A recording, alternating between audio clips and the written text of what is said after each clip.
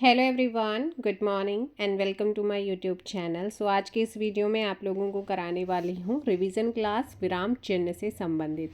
जितने भी क्वेश्चंस आएंगे अगर विराम से रिलेटेड तो वो इसी से ही आपके आ जाएंगे। बाकी आप लोगों को कहीं भी कुछ भी करने की ज़रूरत नहीं है। सो फर्स्ट क्वेश्चन है, मनोविकार सूचक शब्दों, वाक्यांशों तथा वाक्यों के अंत में किस चिन्ह का प्रयोग होता है? मनोविकार सूचक शब्द, वाक्यांशों तथा वाक्य के अंत में हम जिस चिन्ह का प्रयोग करते हैं वो कौन सा है? सो यहाँ पर आप लोगों को ध्यान रखना है इसका सही मनोविकार या वाक्यांशों या वाक्यों के अंत में हम जिस चिन्ह का प्रयोग करते हैं वो है यहाँ पर ऑप्शन हो जाएगा बी, विस्मय आदि। कौन सा होता है? विस्मय। मन में कोई क्या हो रहा है? विकार उत्पन्न हो रहा है ना, आश्चर्य हो रहा है, तो वहाँ पर या वाक्यांश या वाक्यों के अंत में हम जिसका यूज़ करते हैं वो है विस्मय आदि बोधक। अब विस्मय बोधक चिन्ह की बात हो रही है, जहाँ पर ऐसे समझिए मनोविकार कब होंगे? जब मन में विकार चल रहे हैं, परिवर्तन हो रहा है, या तो हम खुश होंगे जहाँ पे हर्ष हो रहा होगा, या घृणा होगी यानी कि हमें किसी से ईर्ष्या भी हो सकती है, आश्चर्य हो सकता है, तो तब हम इसका प्रयोग करते हैं। और इसका जो चिन्ह है वो क्या है? विस्मय आदि का ये होता है, नीचे ये आपका बिंदी से लगी होती है, इसको बोला जाता है विस्मय आदि बोधक चिन्ह। जैसे हम बोलते हैं ना, आप विजय हो के बाद लगता है आप यशस्वी हो, आपका विनाश हो, वहाँ पर भी होता है। जैसे कि ओहो बहुत बुरा हुआ, वाह क्या बात है, वाह वाह ये तो बहुत सुंदर है, शाबाश, उसके बाद भी हम इसका यूज़ करते हैं। अब यहाँ पर आया है प्रश्नवाचक चिन्ह। प्रश्नवाचक चिन्ह का प्रयोग हम करते हैं जब क्या होता है? प्रश्नवाचक चिन्ह हमें जब क्वेश्चन पूछने, कब, क्यों, कैसे, तब हम क्या करते हैं? प्रश्नवाचक चिन्ह इसका यूज करते हैं। अल्प विराम, अल्प विराम की यहाँ पर बात आ रही है जो हमेशा पूछा जाता है। अल्प, अल्प मतलब थोड़े समय के लिए रुकना। अल्प मतलब क्या होता है? थोड़े समय के लिए रुकना। जब दो संज्ञा शब्दों के बीच में, दो विशेषण के बीच में, दो क्रिया के बीच में, जब ये तीनों वाक्य होते हैं, कौन से? जब संज्ञा शब्दों के बीच, दो विशेषण के बीच, दो क्रिया के बीच, तो जब ये तीनों वाक्य होंगे ना, वहाँ पर क्या होगा?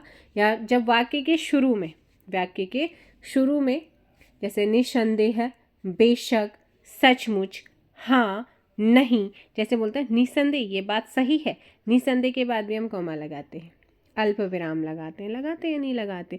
और अल्प विराम का ये जो होता है कॉमा है ना, ये कॉमा जिसे बोला जाता है, ये चिन्ह होता है।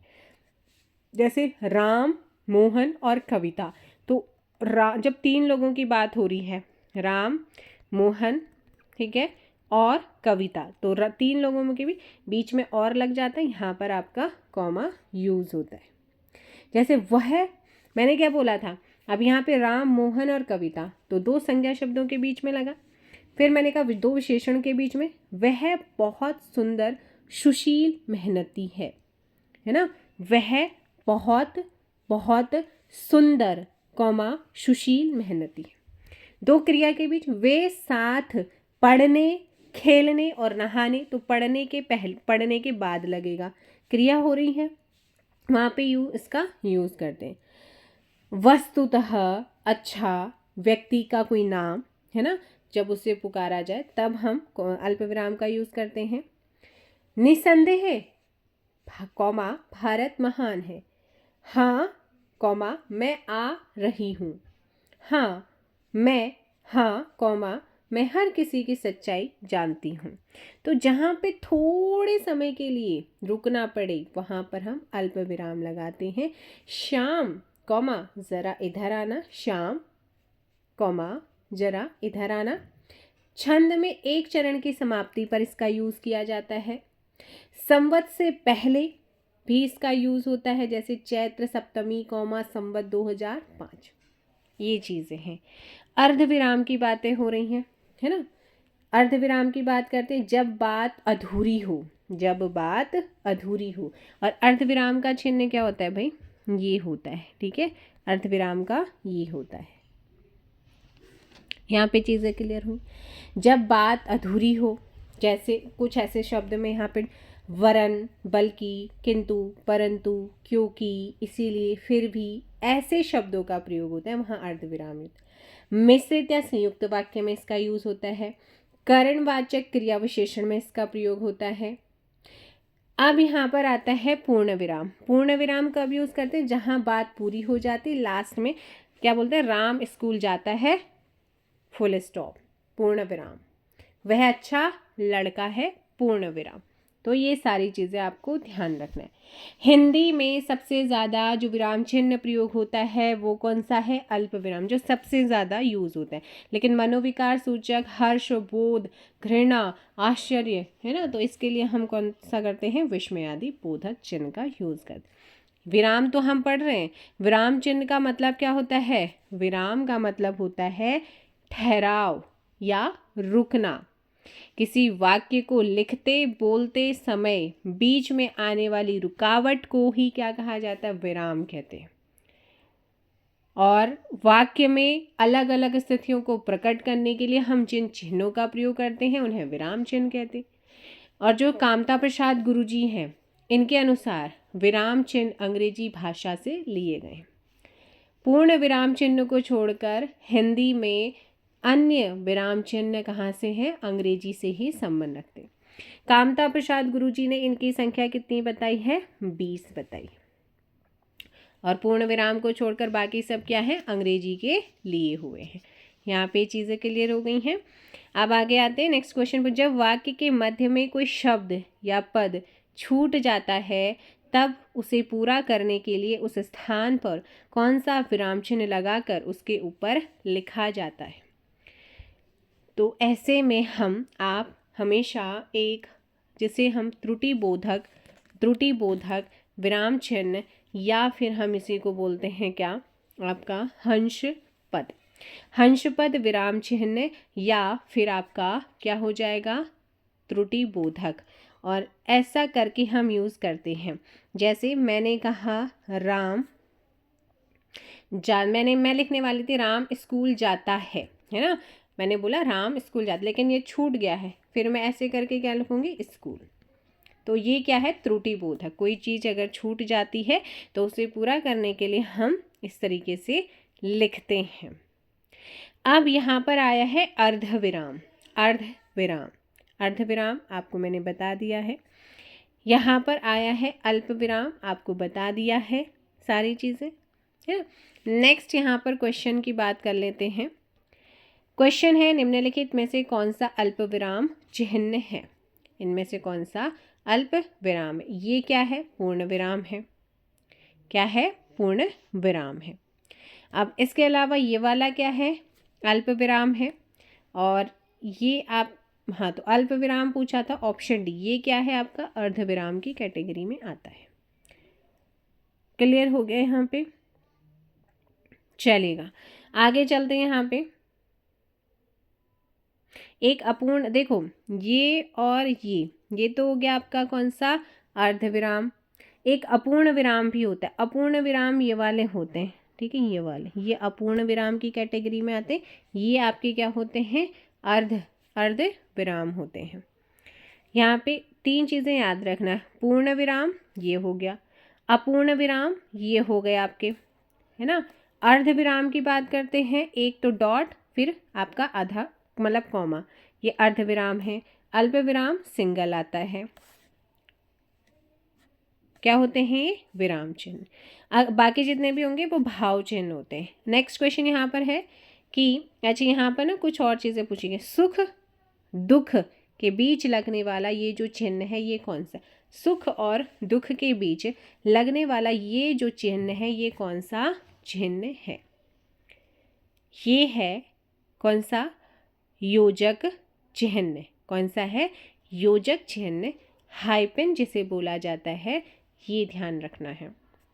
निर्देशक या डैश, है ना, निर्देशक या डैश, तो ये आपका होता है। विवरण चिन्ह पूछा जाता है बहुत ज़्यादा, ध्यान रखना है।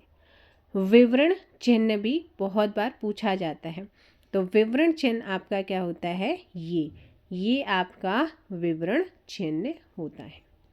अगला है माँ मेरा कल्याण करो, वाक्य में उचित विराम का प्रयोग करें। माँ मेरा क्या करें, कल्याण करें।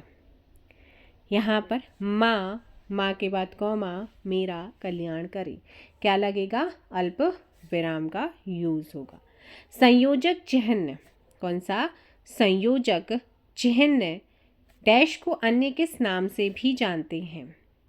इसे संयोजक चिन्ह को अन्य किस नाम से जानते हैं, जल्दी से बताइएगा। अवतरण चिन्ह यहाँ पे बोला गया है, तो अवतरण चिन्ह कौन सा होता है, कोई बताएगा जल्दी से। अवतरण चिन्ह कौन से होते हैं, कमेंट कीजिएगा आप लोग जल्दी से। अवतरण चिन्ह किसे बोलते हैं। तो देखो भाई, यहाँ पे इस क्वेश्चन का जो सही आंसर होगा वो क्या होगा,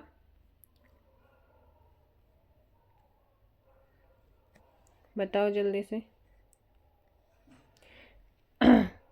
हाँ भाई, अवतरण चिन्ह कौन से होते हैं बताइए। अवतरण को ही उद्धरण चिन्ह भी बोलते हैं। अवतरण को ही क्या बोला जाता है, उद्धरण चिन्ह भी बोलते हैं। तो अब इससे याद आया होगा कि जो अवतरण चिन्ह होता है वही उद्धरण चिन्ह होता है, और उद्धरण चिन्ह कौन से होते हैं, ये वाले होते हैं, या आपके कुछ इस तरीके के होते हैं। अब इसमें इकहरा उद्धरण और दोहरा उद्धरण होता है। इकहरा किसी शब्द के लिए मुंशी प्रेमचंद्र द्वारा रचित गोदान के लिए मैंने लगा दिया है, तो ये एक धरण हो गया। ऐसे ही प्रताप नारायण मिश्र ने कहा के लिए आप कुछ इस तरीके से यूज करते हैं। क्या कहा है, हिंदी और हिंदुस्तान, तो ये कुछ इस तरीके से आप ये आपका दोहरा उद्धरण हो गया। आपसे पूछा है कि संयोजक चिन्ह को अन्य किस नाम से जानते हैं, तो यहाँ पर हम इसे निर्देशक के नाम से जानते हैं, लेकिन ऑप्शन में कहीं पर भी नहीं है, है ना, तो इसलिए यहाँ पर ध्यान रखना है, इनमें से कोई नहीं। ब्रैकेट आप सभी जानते हैं कोष्टकों के बारे में, ठीक है, तो ये आपके बड़े छोटे सारे कोष्टक होते हैं। अल्पविराम आपको पता है। आनंद घर आया, थोड़ी देर रुका और चला गया, इस वाक्य में उचित विराम कौन सा होगा। आनंद घर आया, है ना, आया, थोड़ी देर रुका, तो यहाँ पर आपका लगना चाहिए अल्पविराम। तुल्यता सूचक चिन्ह को पहचानना है, किसको पहचानना है, तुल्यता सूचक, जिसे समता मूलक भी बोलते हैं। तो इनमें से कौन सा है, तुल्यता सूचक को ही क्या तुल्यता बोधक भी बोलते हैं, समता मूलक भी बोलते हैं, या तुल्यता सूचक भी बोलते हैं। ऐसे में इसका सही आंसर हो जाएगा क्वेश्चन नंबर 8 का ऑप्शन सी, ये होता है इक्वल टू, जिसे हम बोलते हैं तुल्यता बोधक, तुल्यता सूचक या समता मूलक। उदाहरण, है ना, इसमें आपने ध्यान रखना है, जैसे जल और जल नीर, ठीक है, और ऐसे ही जलज किसका है, कमल का, तो ये आपका उद्धरण चिन्ह। यहाँ पर ये जीरो का सिंबल सा दे रखा है, ये किसका होता है, कोई बताएगा, इसे क्या बोलते हैं, लाघव चिन्ह। ये क्या है भाई, ये आपका आता है लाघव चिन्ह। संक्षिप्त में अगर हमें कोई शॉर्ट में लिखना होता है, जैसे इंजीनियर के पीछे डॉक्टर के पीछे हम लगा देते हैं इंजीनियर को, शॉर्ट में IEG लिख देते हैं। IIT के पीछे आई के, इस तरीके से आई के पीछे है ना, और टी के पीछे, तो ये क्या है, लाघव चिन्ह होते हैं, तो ये आपने ध्यान रखना है। इसके अलावा ये वाला चिन्ह किसका है, अभी आपने पढ़ा था, किसका होता है, त्रुटिबोधक, है ना, या हंसपद भी इसको बोलते हैं। तुम कब आओगे, इस वाक्य में उचित विराम का प्रयोग करें। तुम कब आओगे, बताओ भाई, तुम कब आओगे, और जो योजक होता है ना उसी को संबंध चिन्ह भी कहते हैं।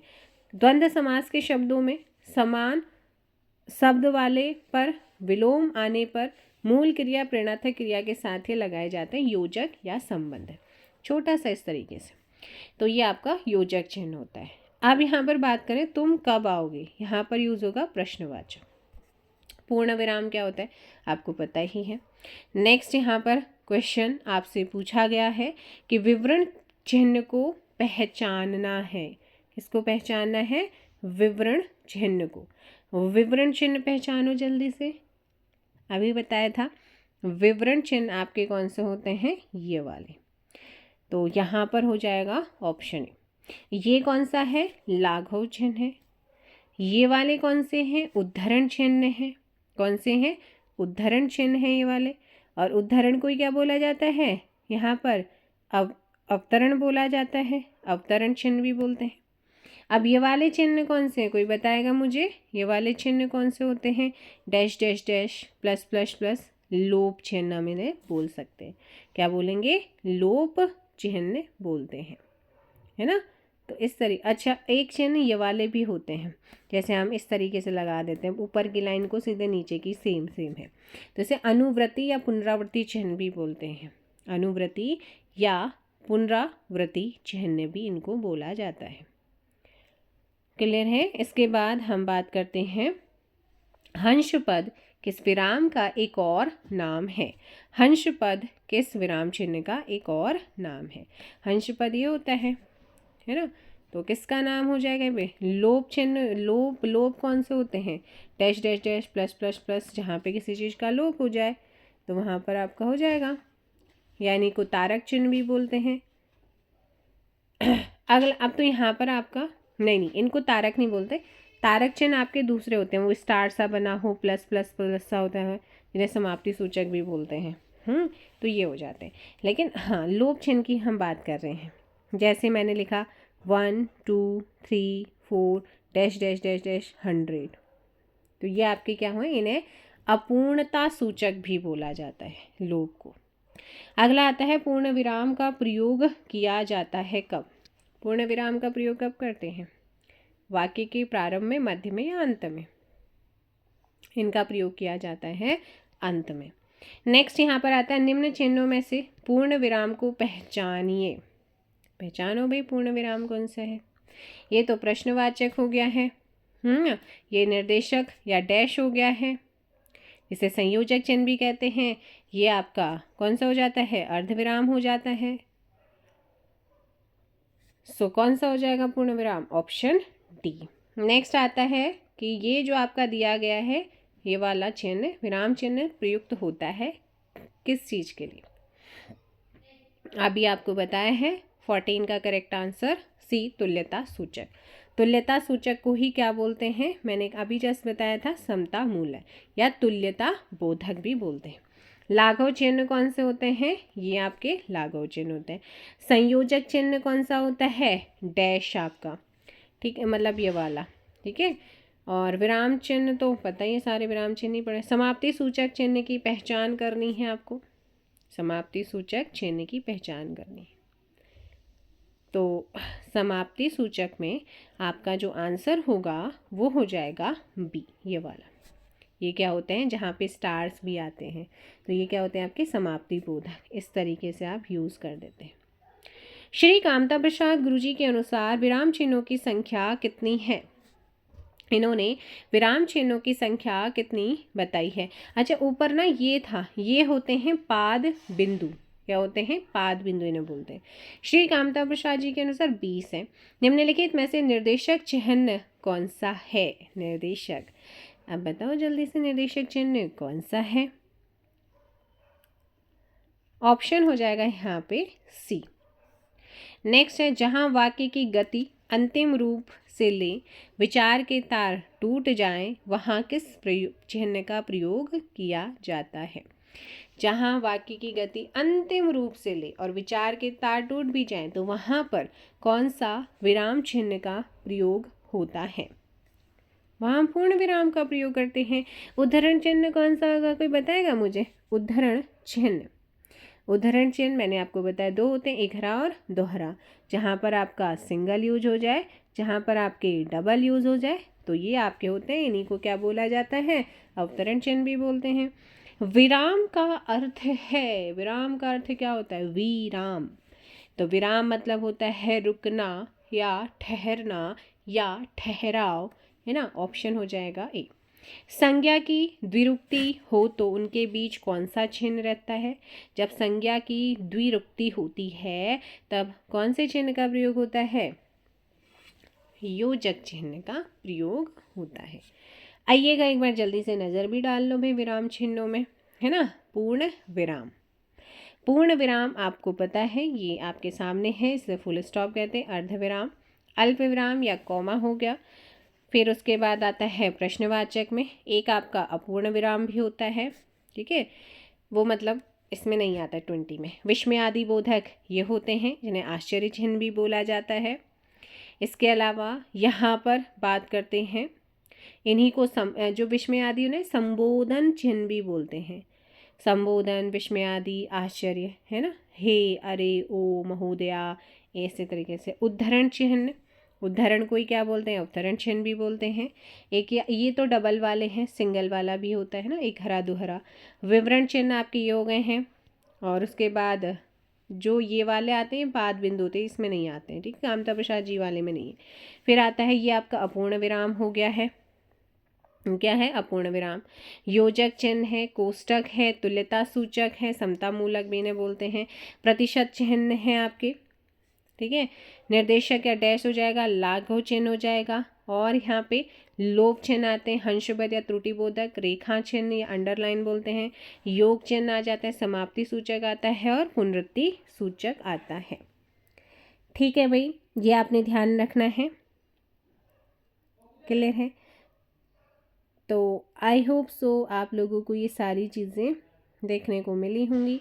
अगर विलोम से रिलेटेड कोई क्वेश्चन, वैसे मोस्टली चिन्ह पूछता है, चिन्ह में अल्प का अल्प विराम। और 100 नंबर की यूकेएस है, 100 नंबर की यूकेएसआई में क्या है, हिंदी है। तो हिंदी में भाई एक नए क्वेश्चन तो मिलेगा विराम चिन्हों से, और वो चिन्ह ही पूछता है। अभी तक तो पेपर में मोस्टली ज़्यादातर चिन्ह पूछे जाते हैं, और आपको पता होंगे तो आप उनको बता भी सकते हैं, ठीक है। अब कोष्टक चिन्ह का हम प्रयोग कब करते हैं, किसी नाटक या एकांकी में अभिनय निर्देशनों को रखा जाता है इसमें कोष्टक में। लाघव चिन्ह के स्थान पर अन्य कौन से चिन्ह का प्रयोग किया जाता है, डॉक्टर, कुछ इस तरीके से यूज़ होता है, ये वाला है ना, ये लाघव वाले का। तो ये आपने ध्यान रखना है। जैसे कि हमारा अर्धविराम का 2 या 2 से अधिक उपाधियों के भी, जैसे MA, BEd, DLEd, तो इन चिन्हों में हम किसका करते हैं, अर्धविराम का प्रयोग करते हैं। तो आपने ये सारी चीज़ों को ध्यान रखना है। अभी ना एक पॉइंट आता है उपविराम।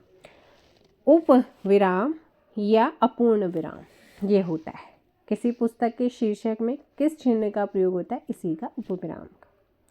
तो भाई मैंने मोस्टली आप लोगों को सारे चिन्ह बता दिए हैं, जितने भी आपके पेपरों में पहले कभी ना कभी पूछे गए होंगे वो भी क्वेश्चन अभी कराए हैं। बाकी और प्रैक्टिस तो आप लोगों की चल ही रही है, उसमें कराते रहेंगे। मिलेंगे नेक्स्ट वीडियो में। फ़िलहाल इस वीडियो में इतना ही। GS की वीडियो आएगी जल्दी ही आपके सामने, वो भी 1-2 घंटे की, जितना पॉसिबल होगा उतनी कराने की कोशिश करूँगी। Thank you so much, bye bye, take care. कल मैंने आप लोगों को कराया था इंडियन ज्योग्राफी, अब हो सकता है आपका वर्ल्ड ज्योग्राफी आए या फिर पॉलिटी आए, दोनों में से एक आपको देखने को मिलेगा। जितनी कोशिश हो सकती थी इंडियन ज्योग्राफी के अंदर मैंने चीज़ों को बताने की पूरी कोशिश की है, पर आप लोग जैसे आपने अभी तक सपोर्ट किया वैसे सपोर्ट करते रहिएगा। Thank you so much, bye bye, take care. जय हिंद, जय भारत, जय उत्तराखंड।